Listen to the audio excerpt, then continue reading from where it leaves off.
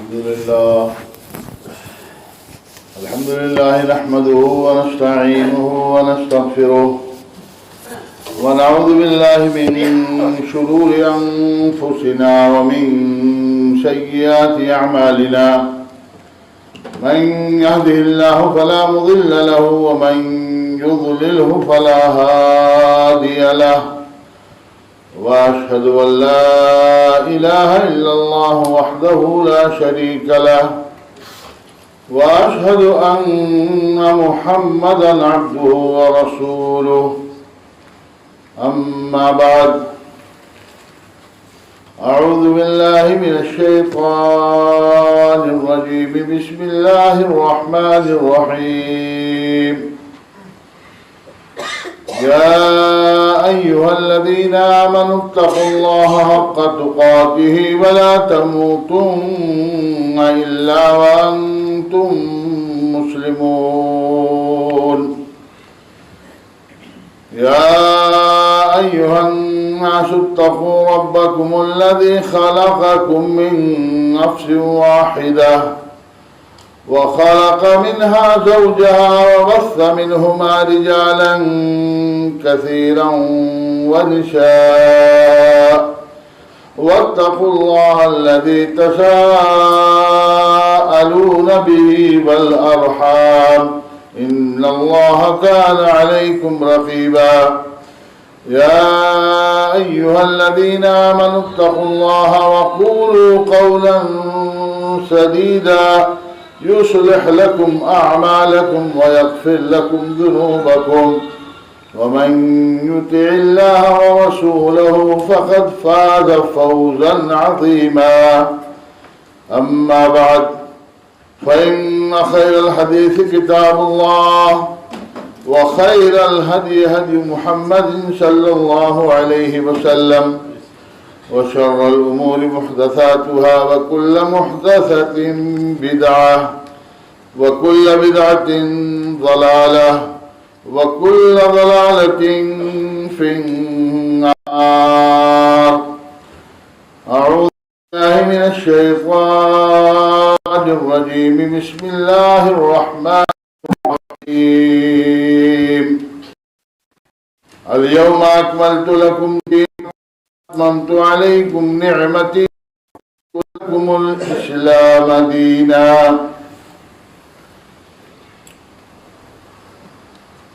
برادران اسلام، بزرگوں، نوجوان دوستوں اور عزیز بچوں، جمعہ کے اس خطبے میں اللہ رب العالمین کی حمد و ثنا اور اس کے آخری نبی جناب محمد رسول اللہ صلی اللہ علیہ وسلم پر درود و سلام پڑھنے کے بعد آپ حضرات کے سامنے قرآن کریم کی ایک آیت کریمہ کی تلاوت کی گئی ہے۔ اسی آیت کریمہ کی روشنی میں آج کے اس خطبے میں کچھ باتیں کتاب و سنت کی روشنی میں عرض کرنے کی کوشش کی جائے گی۔ اللہ رب العالمین سے دعا ہے کہ مولا مجھے حق اور سچ بات کہنے کی توفیق عطا فرمائے اور آپ سبھی حضرات کو سننے، سمجھنے اور ہم سب کو عمل کی توفیق سے نوازے۔ حضرات، ایک بات ہم اور آپ اچھی طریقے سے جانتے ہیں کہ اللہ رب العالمین نے ہمیں اور آپ کو جن بہت ساری نعمتوں سے نوازا ہے، ان نعمتوں میں سب سے بڑی نعمت، بے بہا نعمت، ایسی نعمت کہ جس نعمت کو بیان نہیں کیا جا سکتا ہے، وہ نعمت اسلام و ایمان ہے۔ اللہ رب العالمین نے یہی نعمت دے کر کے اپنے سارے نبیوں اور رسولوں کو اس دنیا میں بھیجا۔ سارے انبیاء و رسول اسلام کی نعمت لے کر کے آئے، اس لیے کہ اسلام یہ اللہ رب العالمین کا پسندیدہ اور منتخب دین ہے۔ ان الدین عند اللہ الاسلام، اور اللہ رب العالمین نے فرمایا کہ وَمَن يَبْتَغِ غَيْرَ الْإِسْلَامِ دِينًا فَلَن يُقْبَلَ مِنْهُ، اسلام کے علاوہ اگر کوئی دوسرا دین، کوئی دوسرا مذہب اختیار کرتا ہے تو وہ قابل قبول نہیں، ہرگز قابل قبول نہیں، اور ایسا آدمی نقصان اٹھانے والوں میں سے۔ تو اللہ رب العالمین کا ہمارے اوپر بڑا فضل و کرم ہے، بڑا احسان ہے کہ اللہ رب العالمین نے ہم سب کو مومن بنایا، صاحب ایمان بنایا، اور لا الہ الا اللہ محمد رسول اللہ کا اقرار کرنے والا بنایا۔ اللہ کے نبی جناب محمد رسول اللہ صلی اللہ علیہ وسلم جو سب سے آخر میں اس دین کو لے کر کے اس دنیا میں تشریف لائے، اللہ کے نبی صلی اللہ علیہ وسلم نے تقریباً اپنی 23 سالہ نبوی مدت میں دین کی ہر چھوٹی بڑی بات امت تک پہنچا دی، اس لیے کہ آپ کے فرائض میں یہ چیز داخل تھی۔ آپ کو حکم دیا گیا تھا کہ یا ایھا الرسول بلغ ما انزل الیک من ربک فإن لم تفعل فما بلغت رسالتہ واللہ یعصمک من الناس۔ اے رسول، آپ کے پاس جو قرآن نازل کیا جا رہا ہے، اس قرآن کو، اللہ کے احکام کو اللہ کے بندوں تک آپ پہنچا دیجیے،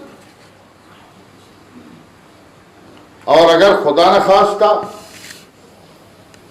آپ نے اللہ کے احکام بندوں تک پہنچانے میں کوتاہی کی، آپ پہنچا نہیں سکے، فَإِن لَّمْ تَفْعَلْ فَمَا بَلَّغْتَ رِسَالَتَهُ، تو آپ نے اللہ کے پیغام پہنچانے کی ذمہ داری آپ نے ادا نہیں کی۔ گویا کہ رسول کے فرائض میں چیز شامل تھی کہ آپ اللہ کے پیغام کو بندوں تک پہنچا دیں۔ چنانچہ اللہ کے نبی صلی اللہ علیہ وسلم نے 23 سال کی مدت میں دین کے تعلق سے ہر چھوٹی بڑی بات، چاہے اس کا تعلق عقائد سے ہو، چاہے اس کا تعلق عبادات سے ہو، چاہے اس کا تعلق معاملات اور اخلاقیات سے ہو، چاہے اس کا تعلق کاروبار اور لین دین سے ہو، چاہے اس کا تعلق تجارت سے ہو، معیشت سے ہو، معاشرت سے ہو، سیاست سے ہو، دین کے تعلق سے ساری باتیں اللہ کے نبی صلی اللہ علیہ وسلم نے امت کو پہنچا دی۔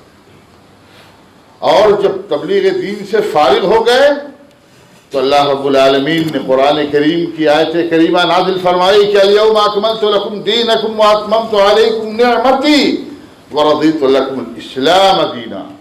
لوگوں، آج میں نے تمہارے لیے تمہارا دین مکمل کر دیا، کمپلیٹ کر دیا، اس میں کسی کمی کی اور کسی اضافے کی گنجائش نہیں رہ گئی، دین کے اندر کوئی کمی نہیں رہ گئی ہے کہ اس میں کچھ اضافہ کیا جائے، اور دین کے اندر کوئی زائد چیز نہیں ہے کہ اس کو دین سے خارج کیا جائے۔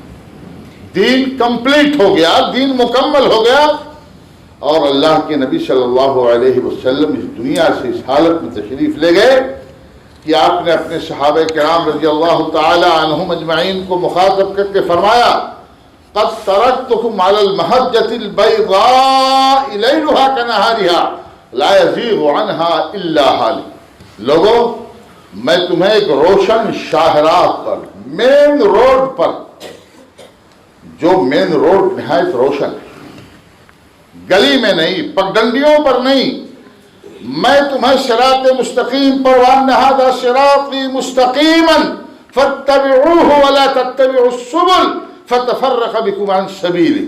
میں تمہیں ایک روشن شاہراہ پر چھوڑ کر کے جا رہا ہوں، اور یہ روشن شاہراہ کیسی ہے؟ لیلھا کنہارھا، اس کی راتیں بھی دن کے مانند روشن، لا یزیغ عنہا الا ہالک۔ ایسی روشن شاہراہ پر چلنے والا، صراط مستقیم پر چلنے والا گمراہ ہو جائے، بھٹک جائے، دین سے برگشتہ ہو جائے، ایسا نہیں ہو سکتا ہے۔ ہاں، اس صراط مستقیم سے وہی برگشتہ ہوگا، اس روشن شاہراہ کو چھوڑ کر کے پگ ڈنڈیوں پر وہی آدمی چلے گا جو بدنصیب ہوگا، اور ہلاکت جس کی قسمت میں لکھ دی گئی ہوگی وہی اس روشن شاہراہ کو چھوڑ کر کے ادھر ادھر جائے گا۔ اللہ کے نبی صلی اللہ علیہ وسلم اس دنیا سے تشریف لے گئے، دین صحابہ کرام رضی اللہ تعالی عنہم اجمعین تک پہنچا دیا، ان کے ذمے آپ نے لگا دیا کہ فَلْيُبَلِّغِ الشَّاهِدُ الْغَائِبُ، یہ دین جن کو ملا ہے وہ لوگ اس دین کو ان تک پہنچا دیں گے جو ابھی نہیں موجود ہے، جو موجود نہیں ہے ان تک یہ دین اس طریقے سے اللہ رب العالمین نے یہ دین ہم تک پہنچایا۔ تو میں عرض یہ کرنا چاہتا ہوں کہ یہ دین اسلام یہ اللہ کی نعمتوں میں سے ایک بڑی نعمت ہے۔ یہ دین مکمل کر کے اللہ کے نبی صلی اللہ علیہ وسلم اس دنیا سے تشریف لے گئے، اس میں کسی اضافے کی گنجائش نہیں رہ گئی ہے، اور نہ کسی کو اس بات کا حق ہے کہ دین کی کسی بات کو جو اللہ کے نبی صلی اللہ علیہ وسلم سے ثابت ہو، قرآن سے ثابت ہو، صحابہ کا معمول رہا ہو، اس کو دین سے خارج کر دے، کسی کو اس بات کا حق ہمارے مذہب اسلام نے نہیں دیا ہے۔ دین یہ بیش بہا نعمت ہے، بہت قیمتی دولت ہے، لیکن اس دین کے حوالے سے آج مسلمانوں کی اکثریت غفلت کا شکار ہے۔ میں نے شاید کسی اور موقع سے اسی منبر سے آپ کے سامنے بات کہی تھی کہ ہمیں معمولی کوئی سامان لینا ہوتا ہے، بازار سے 100-200 فلس کا کوئی معمولی سامان خریدنا ہوتا ہے، تو ہم اس کو 10 مرتبہ گھما پھرا کر کے اس کو دیکھتے ہیں کہ صحیح ہے، نہیں صحیح ہے، اوریجنل ہے، ڈپلیکیٹ ہے۔ ہم جب مطمئن ہو جاتے ہیں، ہم اطمینان کر لیتے ہیں کہ ہاں یہ ٹھیک ہے، صحیح ہے، تب ہم اس چیز کو لیتے ہیں۔ یہ دین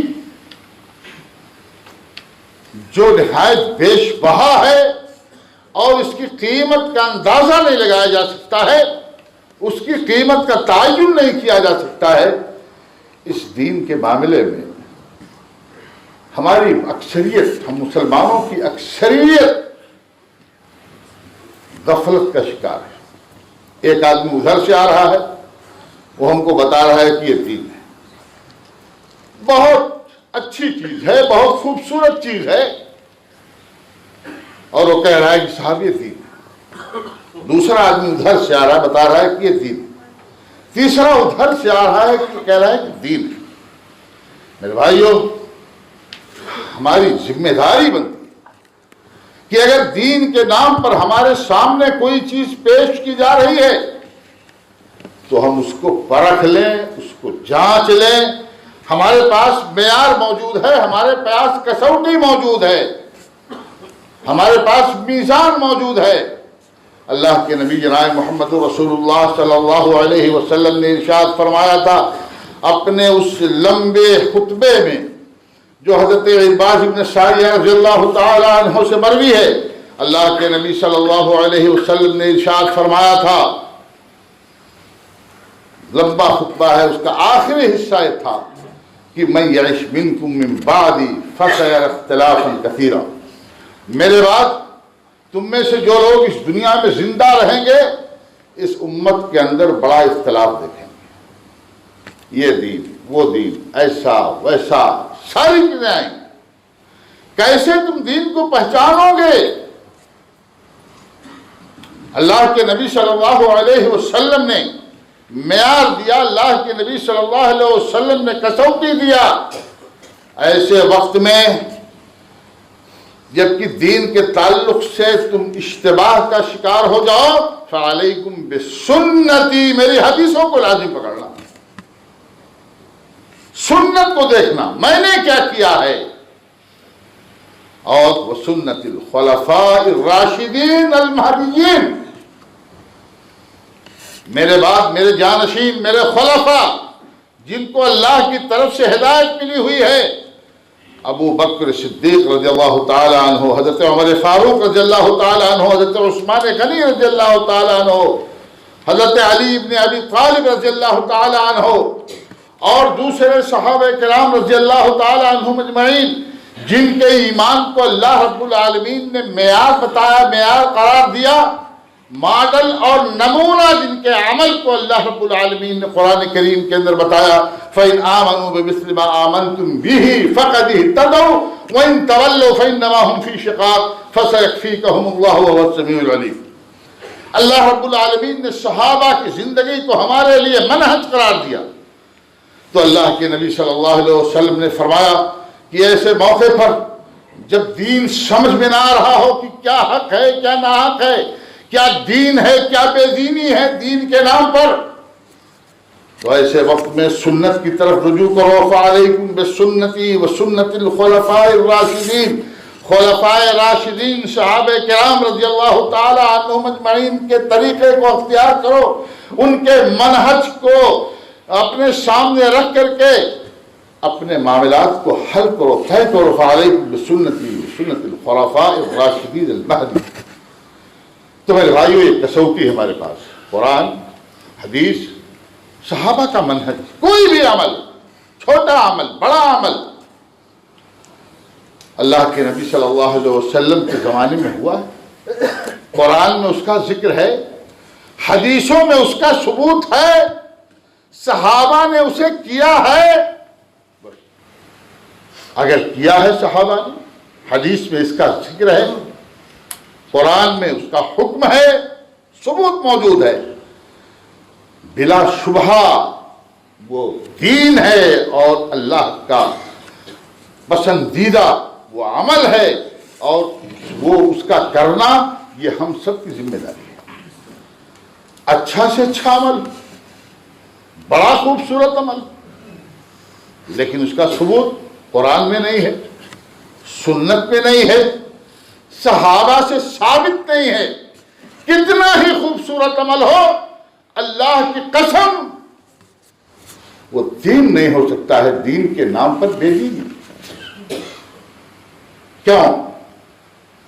اس لیے کہ وہ دین لانے والے سے اس کی سند مل نہیں رہی، نبی نے اس کو نہیں کیا ہے، نبی کے تلامذہ آپ کے شاگردوں نے، آپ کے صحابہ نے اس کو نہیں کیا ہے، تو دین کیسے ہو سکتا ہے؟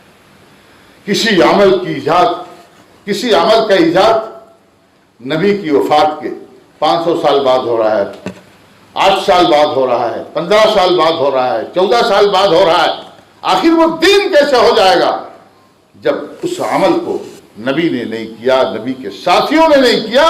تو میرے بھائیو، یہ بڑی اہم بات ہے دین کے حوالے سے، اسے ہمیں اور آپ کو سمجھنا چاہیے اور جاننا چاہیے۔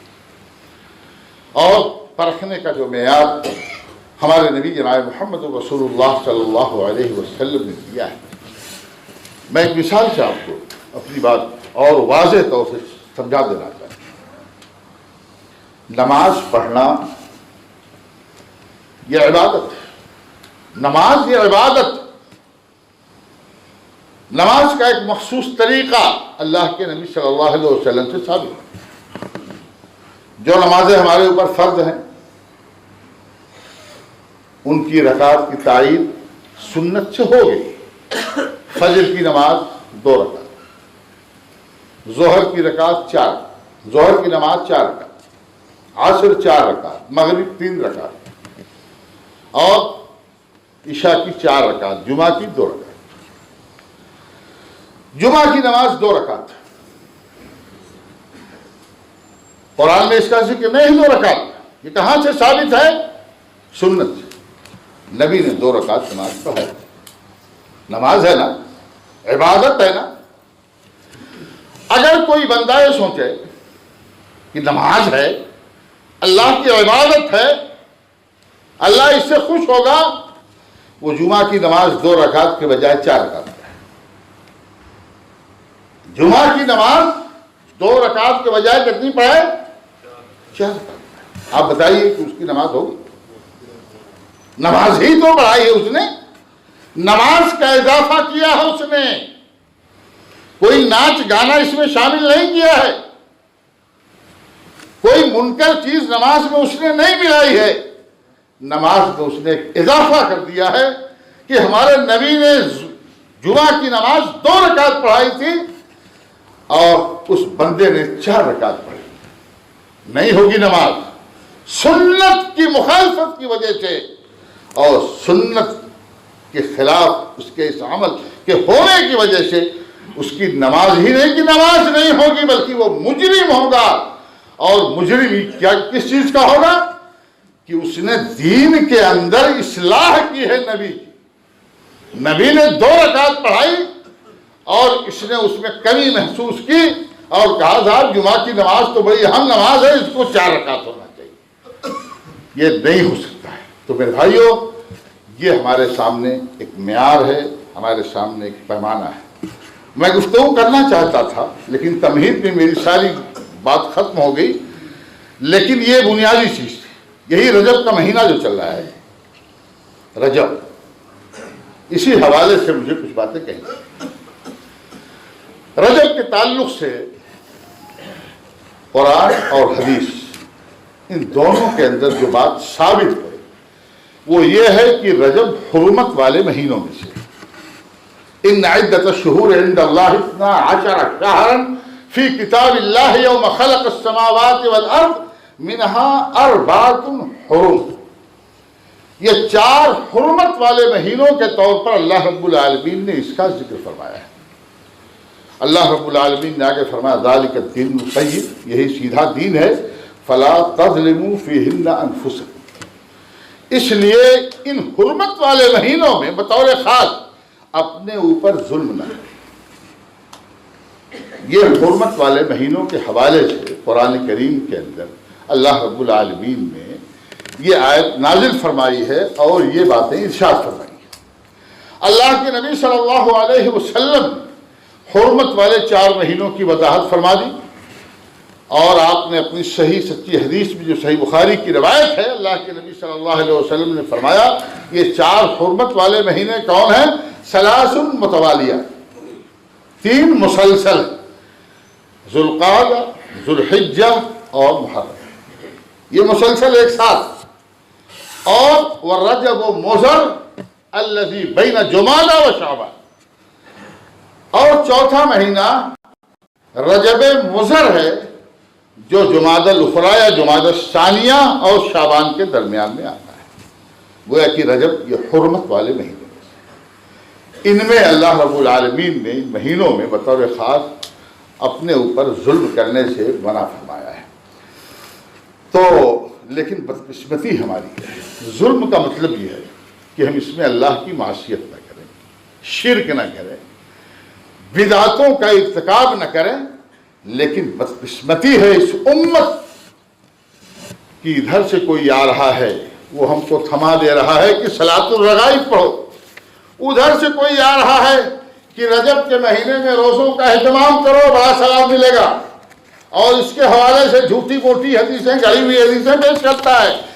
ایک آدمی ادھر سے آ رہا ہے کہتا ہے 27ویں رجب یہ شب معراج ہے، اس رات میں عبادت کرو، اس کے اگلے دن روزہ رکھو، بڑا ثواب ہے. ایک اور آدمی آ رہا ہے کہہ رہا ہے کہ صاحب رجب کے مہینے میں عمرہ کرو، بڑا ثواب ہے، اس پر بڑا اجر ہے، اور یہ ہے اور وہ ہے.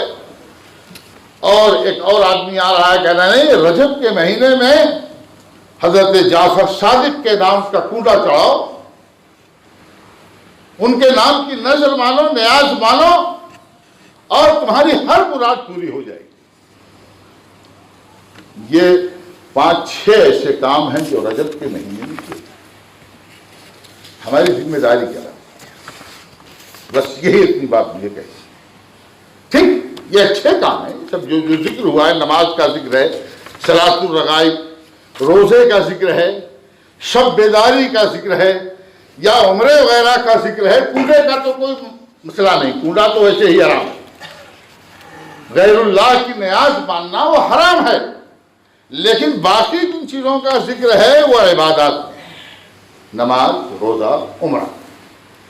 لیکن جیسا کہ میں نے بتایا کوئی بھی عبادت ہو اس کے لیے اللہ کے نبی صلی اللہ علیہ وسلم کی سند ہونا ضروری ہے. ہم سب مانیں گے، سارا عمل کریں گے، لیکن اللہ کے نبی صلی اللہ علیہ وسلم سے ثابت تو ہو، صحابہ نے اس کو کیا ہو. کیا صحابہ نے ان کی زندگی میں یہ 27 رجب نہیں آیا تھا؟ شب معراج ان کے اس میں نہیں آئی؟ انہوں نے اس کا اہتمام کیا تھا. اللہ کر کے دکھائے کوئی، کسی صحابی نے کیا ہو، چھوٹے بھائی کسی صحابی، رجب میں عمرے کی جہاں تک بات ہے، اللہ کے نبی صلی اللہ علیہ وسلم سے رجب میں عمرہ ثابت ہی نہیں ہے۔ 4 عمرہ آپ نے کیا تھا، اس میں سے 3 عمرہ اللہ کے نبی صلی اللہ علیہ وسلم نے ذوالقعدہ میں کیا ہے، اور 1 عمرہ اللہ کے نبی صلی اللہ علیہ وسلم نے حج کے موقع پر حج سے پہلے کیا۔ یا اسی طریقے سے اور جن نمازوں کا ذکر ہے، رجب میں روزوں کے اہتمام کی بات ہے، میرے بھائیوں یہ چیزیں اللہ کے نبی صلی اللہ علیہ وسلم سے، آپ کے صحابہ سے چونکہ ثابت نہیں ہیں، اور جن لوگوں نے اللہ کے نبی صلی اللہ علیہ وسلم کی طرف ان باتوں کو منسوب کیا ہے وہ گڑھی ہوئی باتیں ہیں، اللہ کے نبی صلی اللہ علیہ وسلم کی باتیں نہیں ہیں۔ اس لیے ہمیں اور آپ کو چاہیے کہ ہم سنت کی پیروی کرتے ہوئے اسلام خالص پر عمل کرنے کی کوشش کریں۔